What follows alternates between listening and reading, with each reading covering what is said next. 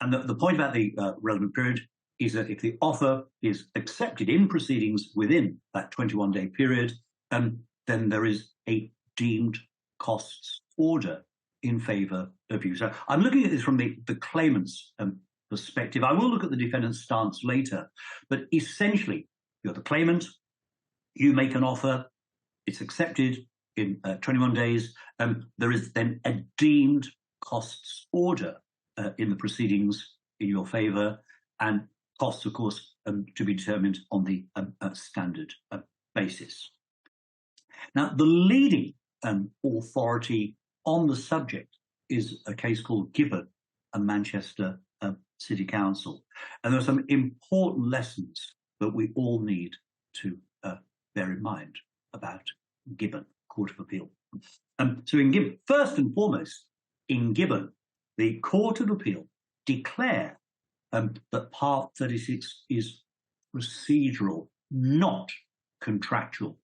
There is no such thing as a near miss principle under Part 36.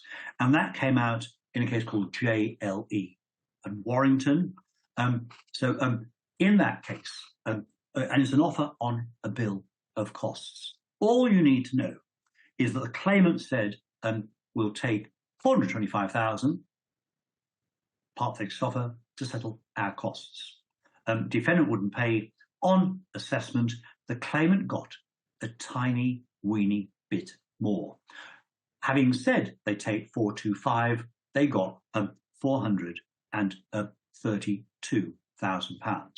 Now remember the Jackson uplift, 10%, that would be £43,000 odd.